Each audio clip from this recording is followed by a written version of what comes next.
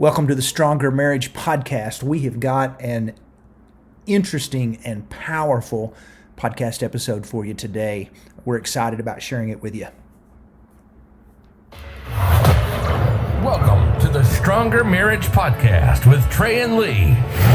On this podcast, you'll hear real topics about real life. They cover everything from married sex to raising kids to loving your spouse so much that you're willing to forgive them for occasionally being the most annoying person in the world. Trey and Lee have raised 4 boys, been married over 30 years, and somehow still really like each other. And now, live from the metropolis of Childress, Texas, a place so flat you can watch your dog run away for 3 days. Here are your hosts for the Stronger Marriage Podcast, Trey and Lee Morgan.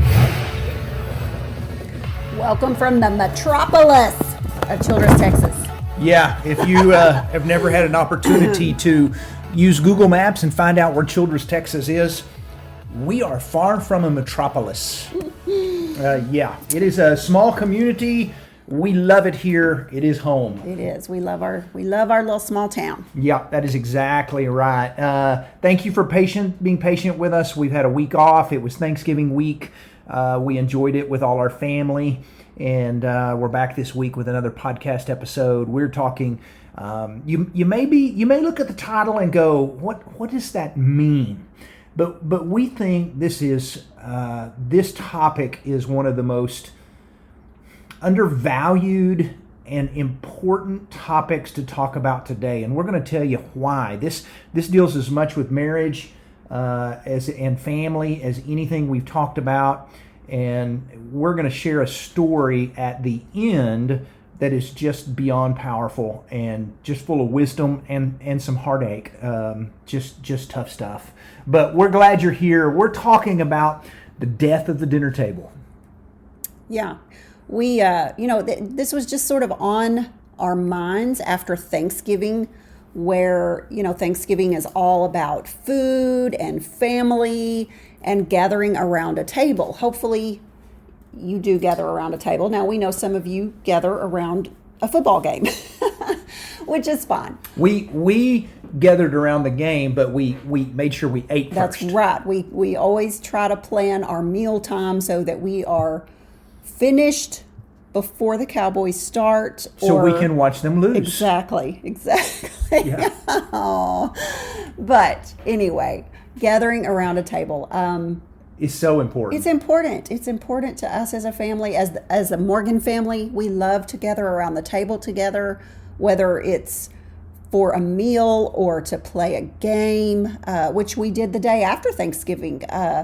Trey and I and 3 of our sons were able to gather around. Everybody else was working, had to work and things, but man, we played Mexican Dominoes, train, yeah. Cardinal train, some people call it, and for 4 hours. Yeah. The same game lasted. I mean, talk about like a monopoly of a game. But it was fun. But we had a great time just laughing and visiting and playing music and gathering around a table. Yeah, good things happen around tables. Good things for families and marriages, and we need to do a better job of that. We grew up, you and I, in our prospective homes and families around dinner table. I specifically remember, I can't ever not remember sitting down on a Sunday after church for a family meal together, but evenings at about 6 o'clock, somewhere around the 6 o'clock time at our house growing up, the whole family was there. You didn't go, well, y'all start without me. It was like, we don't eat until everybody's here, and it was just a thing of importance. And we spent so much time visiting and talking around a family dinner table that we kind of lost that art. We don't do that a whole lot anymore. And our family growing up, when we raised 4 boys, we spent a lot of time around a dinner table. We made a extra hard effort to see that we ate a meal together a day around that dinner table. And we had some rules that we'll talk about. Some of our rules that took place around the dinner table, things you could and couldn't do. But we look back on it now and we see that as one of the most important things that we did as a family was eat dinner together, or supper. That's actually what we called it. Right. Supper together about 6 or 7 o'clock every night. We did too. I can still, see a lot of the dishes that Mom used. I can still remember some of my favorite meals that she fixed. I remember Dad finishing off every meal with peanut butter and honey. He would put a dollop of peanut butter and squeeze out some honey and stir it together, and then he would spread that on a piece of white bread. That was his dessert. That's dessert. Mom wasn't. She didn't think we needed dessert all the time, and she knew he was happy with that. And we were too. She usually would fix like a sweet fruit salad or something of that nature. But Dad finished off every meal. He didn't drink anything while he ate, so he would sweeten his tea, stir his tea, fix his peanut butter and honey and bread, and finish every meal that way. So we have memories of how meals took place. There were traditions, there were memories, and that's important. And it doesn't always, we live in a time where there's not, we don't have home cooked meals every night. Mm-hmm. And, it may be pizza, but you can still eat that around a family. Still gather around the table. Yeah, and choose to sit at the table and visit. And so let's talk about some of that stuff. Why is it important? What kind of difference does the dinner table make? Well, Mom and Dad, both parents, a lot of times work outside the home, and they come home and they're exhausted. And, the last thing they want to do is cook and clean up and all these things. And so, there's takeout that's ordered, and then you have the tendency to want to just plop down in front of the TV because you're tired. And, that just doesn't provide the family time, the communication that's needed there. And like we said, there are traditions that are made. There are memories that are built when you gather around the table. Stories that are told. And of course, plopping down in front of a TV, eating dinner every night, that's going to be your memory. But really the communication and the talking and the sharing of stories and just the feeling of I can be myself around these people gathered around this table. That's just a great thing. There's security and comfort in that. And so, and you think dinners last maybe 15, 30 minutes tops. And you think, for something this important, you can carve out that amount of time, even when you're tired, to sit around a table because we just feel like it's that important. It provides time to reconnect after a long day. And there's so many benefits we found when we started looking up all this stuff. Yeah, I thought that was interesting. We did a little research on now these are not our studies, but somebody's actually done a bunch of these that shows some benefits of why it's important that you eat at a table. We're here to talk about the relationship side of it, but there's even more than that. Yeah. There are reports from various sources that have found that family dinner provides a number of physical, mental, emotional, and social benefits. So enjoying dinner together, this is the first one, it improves relationships between teens and their parents. And I can see that. Who doesn't want that? Yeah, because when we sat down with our boys when they were teenagers, a lot of times that might be the only time we got information from them. Exactly. They would talk about what happened at school or what was going on or something coming up that they were excited about. Absolutely. And one of the statistics I found was that 24% of teens want more frequent family dinners. So they enjoy it. They enjoy that time, with the family and that time to talk. So also the next one, it builds strong relationships between family members. Same thing. That may really be the only time that siblings have to connect. If they, if they're going to school, they may be on different campuses and they play different sports and all these things, and they may not have a lot of time together. So it just builds strong relationships between all family members. Yeah, it gives you a chance to fully focus on one another and just to go, how are you? What'd you do today? To ask some questions to your kids and stuff. That's right. This was an interesting one. It encourages kids to try new foods. So, there's lots of picky eaters out there. And, what better way to introduce them to some different things besides, hamburgers and French fries and pizza. And I like those things. And those things are great.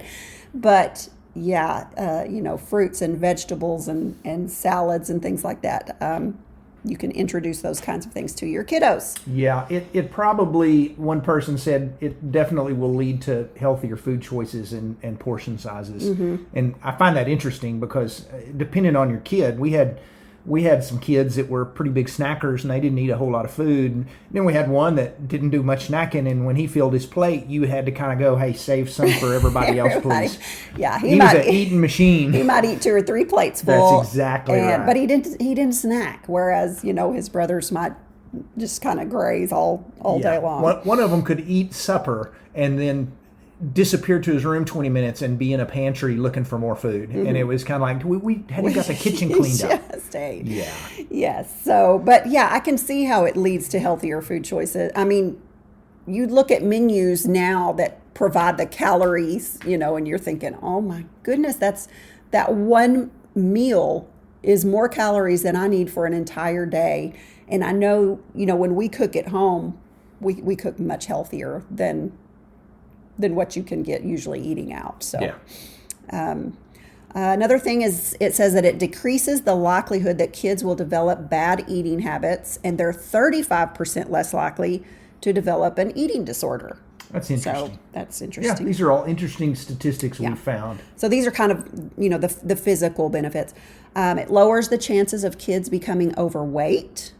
How about this one? It increases your child's vocabulary. So tell me, how does that happen? That's through conversation. If kids are talking to older siblings, to parents, and having that conversation, they're picking up on new words and phrases. And kids need to be able to converse with older brothers and sisters or adults and things along those lines. And that's a healthy thing.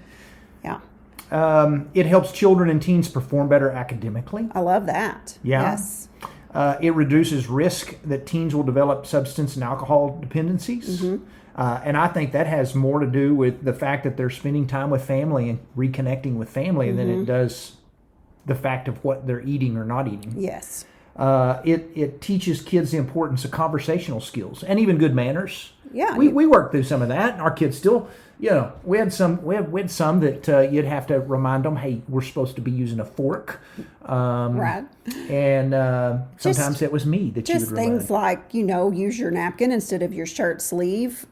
We had boys, okay? So you listening. Right. Yeah, boys do their own thing sometimes. Don't burp at the dinner table. Right. That's bodily noises.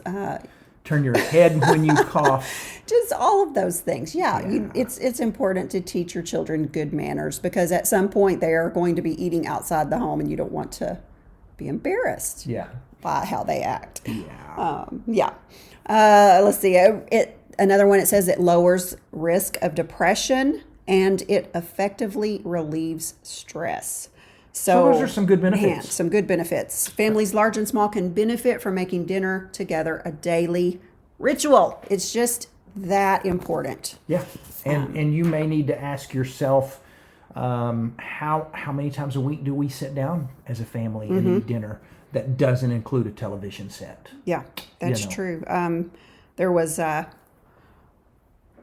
of the studies that I read said to aim for 5 times a week for the maximum benefit of these things that we just discussed. And that's according to Columbia University, some study that they did. But, if 1 time a week is all you can manage, that's better than none. Yeah. But do it as often as possible. So let's talk about, we've talked about how it's all about communication and conversation. It's a break from the world. It's a break from everything for you just to be with your family. So asking the right questions is very beneficial. It is. We kind of learned through the years, if we asked our boys, how was your day? All we're going to get is okay, is fine. And we didn't get a whole lot of information other than that. And so we had to start asking more specific questions. And, we might take turns going around the table and saying, okay, tell me one thing you did today that was a lot of fun. And they would each have to think of something. Tell me one thing you did today that you really didn't like doing. And they would go around. One of them might have said a science assignment, or we had a an assembly that was really boring, or whatever. But the thing was if you were to ask them, what did you do at school today? Yeah, you're not going to get any Their of response that. would be nothing. No, you're not going to get any of that. You're going to have to ask the right questions. So when you ask very specific questions, what did you like? What did you not like? Those kinds of things, you're going to get more specific answers, and give everybody a chance to talk. That's also very important. Go around the table, because you're going to have one kid that can very likely dominate the whole dinner time if you let them, because personalities are different, and you probably have a child that's a big talker, and you've got one that's content to sit and listen and never say a word. So you may have to set a time limit. I'll have a little egg timer and say, okay, this is your time. Tell us what you did that you liked today. Because you got to make sure that everybody has time to participate in the conversation. Exactly right. We had rules. Yeah, and at the dinner table. This next rule was a big rule for us. Mm-hmm. Now, when our kids were very small, this was not an issue. Right. But as they grew up and cell phones came to be a part of the world, we had to make some rules about cell phones at the table, Mm-hmm. because this was going to be our family time, and the problem would be we would be at the table and everybody would be looking at their phone, Mm-hmm. or answering their phone, or answering a text, or call, answering a phone call, whatever it was. So we made a rule that said no phones at the dinner table. Yeah. When you sit down, if you can't handle leaving it in your pocket and not looking at it, then you need to leave it on the bar. A lot of times we'd leave it on the bar about 3 or 4 feet away. Mm-hmm. And we kind of had a rule that, hey, if you're caught looking at your phone, or, every now and then I'd get chewed on because mine would ring, and I'd try to see who was calling, and they'd go, hey, you dad, you're not supposed to be looking at that. And so, we had a no cell phones rule at the table, and we think that is a good rule for every family. Yes. And our other rule is one we talked about previously. The TV was off. Or if it was still on for whatever reason, we sat where we weren't watching the TV. We were actually at the table with the TV turned off most of the time. Yeah. I remember a time that one of our sons, I got to, I don't know where we were eating, but he kept looking down at his seat or his lap and smiling, and I thought, what is he doing? And I realized he had his phone and somebody was texting him or something, and he was smiling at it, and we called him out on that one, and he had to go put his phone up. But it just works well when you can do without a phone and just have some good family time and conversation. No phones. Turn that TV off and just spend some time talking. That's right. So just like everything else in life, if it's going to happen, you have to make time for it. You have to be intentional. That's right. With family dinner times. Try to set kind of around the same time each night. Now, if you've got different activities that you're trying to work around, work around them. But if everybody knows, hey, at 6:30 or 7:30, I need to try to finish up whatever I'm doing, and that's our family time. Even if it's just, 15 to 30 minutes. Another thing that's helpful is to meal plan ahead of time in the week. I know, when you got busy schedules and you're thinking, I didn't plan anything for supper. What are we going to do? And you end up, going and grabbing takeout or whatever. It's just easier. I know for me, if I will figure out, okay, here's 4 menus that I can fix this week.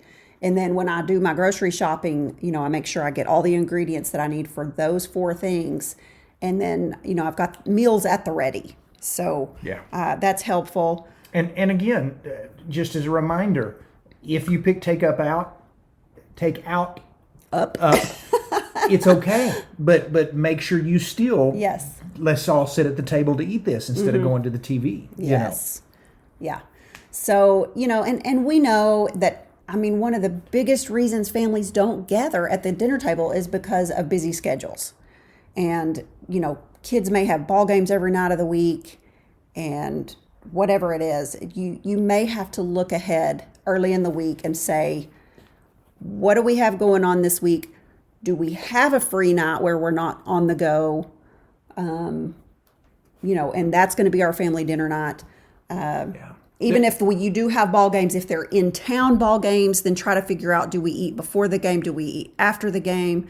You really have to work hard at making time for it. Yeah, and there may be a week where one kid can't be there one night, and you just have to have family time without them, or meal time without them. But you work hard. Don't, to us, it's like if we've got one kid in the back room and he just says, well, I'm not hungry. Well, you're still going to come sit down with us while we eat. Yes. Or maybe they say, I've already eaten, or maybe they say, hey, I'm right in the middle of homework. That's all right. We're going to stop at 6:30, whatever time it is, and we are all coming to this table to sit down. And we promise it'll bless your family. Yeah, and that's the important thing about giving them a heads up on time. If they kind of know what time it's going to be every night, and give them a heads up. Hey, dinner's in 30 minutes, so whatever you're doing, if you're in the middle of a video game, if you're in the middle of homework, you need to be thinking about wrapping it up and being where you can come to the table in 30 minutes. So give them a heads up every night, on when it's getting close to time for dinner to be ready. Yeah. So this was interesting about 2 shows. Yeah. One of the things we mentioned in our family workshop that we do is that 2 of the most popular family shows in the past 10 years have been Duck Dynasty and Fixer Upper. Duck Dynasty with the Duck Guys, and one of the things that was so appealing was it was a very family show, and at the end of every show, the family always sat down at a meal together and had a prayer together and ate together. And on Fixer Upper, they always worked hard to remodel a house, Chip and Joanna Gaines, to where they had a family dining room, oftentimes fixing them a table for their family to sit at and build memories at. And I just think there was a connection between those shows being so popular and that dinner table and the power of the dinner table. Don't let time and other things squeeze out your dinner table time with your family. The death of the dinner table is a terrible thing, and it needs to be a part of your family. That's right. That time to build those memories and traditions, that time for security and comfort, and conversation is just invaluable. Just absolutely invaluable. Trey mentioned that a friend of ours had written a really powerful story. Tell us a little bit about that. A friend of ours who has gone through a divorce wrote a story that she asked if she could share with us, and we told her absolutely. It is so full of both heartache and wisdom and power that it really needs to be shared. You need to hear this, and we will probably share this on a post on our social media at some point. But I think her words talk about it the best, and really come through clear on the death of the dinner table and what it means. And we want to share it with you. We want you to listen to it as what she says. Yeah. So it's pretty quick, and I want to just read her words. She says, "After 30 years of marriage, my husband and I are divorcing. I'm not sure there is a word to describe the feelings I have, but one thing lately made me reflect on marriage. We were sitting at the kitchen table going over the material things that we'd acquired in 30 years, deciding on who would get what, and after he left, I began thinking about the conversation. It was the first time we've sat at our table and talked in years. Like many couples, our dinners evolved into sitting in the den in front of the television.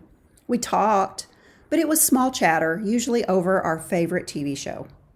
It struck me that the last conversation we'd ever have at that table, the table where we'd gathered as a family when our kids were little, was one between 2 people ending a relationship that spanned 3 decades. It was tough to process. I wondered what our conversations would have been like had we kept our meals there. No distractions, just the 2 of us talking about life, our future, and family. If I could go back, I would never eat another meal in front of the TV. I would have every single meal sitting at that little round table, knowing the time there was limited, and the conversation priceless.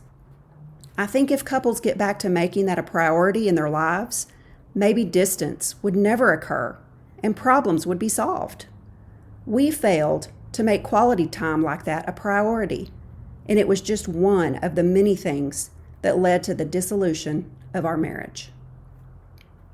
Pretty powerful stuff. Yeah, and her words had so much wisdom that we just thought we had to share them today, because there is so much power in the dinner table and families meeting together, and we need to do a better job. Everybody needs to do a better job. And so our challenge to you is to work harder at being intentional of going, we are going to sit down at the table and eat. And maybe you've got that favorite TV show that you love to watch and it comes on a certain time.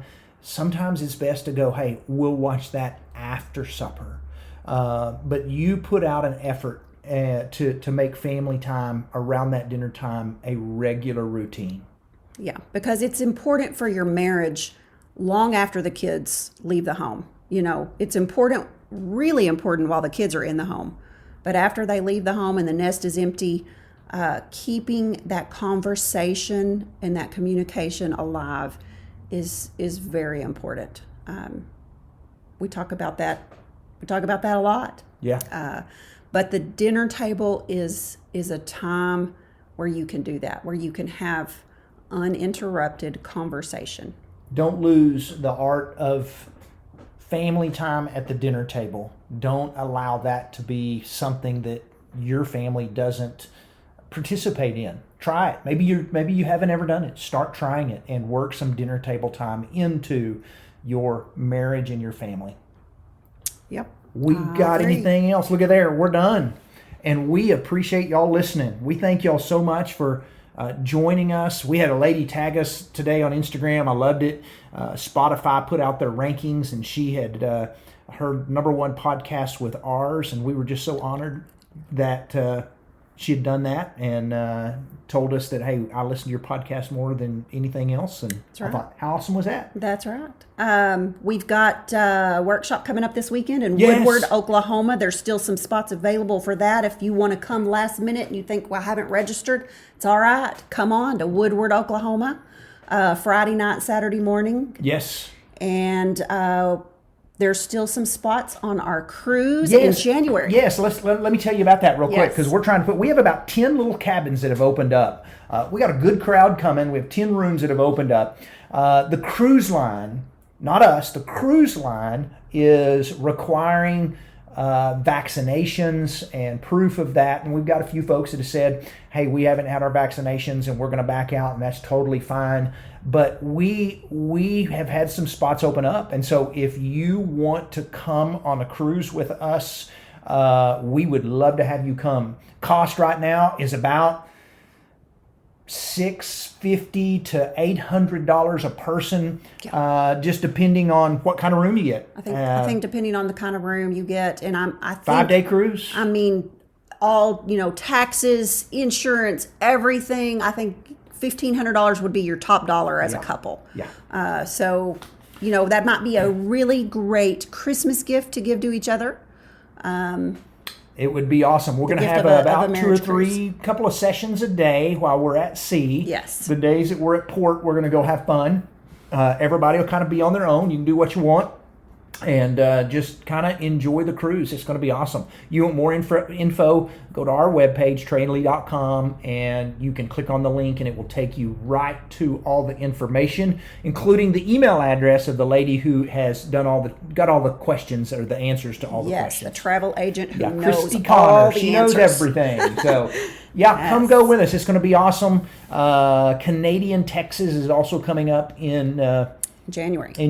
That will be a family, marriage, and family workshop. So we'll talk marriage, but we'll also talk family stuff. So we love that. Yes. So thank y'all for joining us. We will see you here again next Wednesday. Y'all have a great week.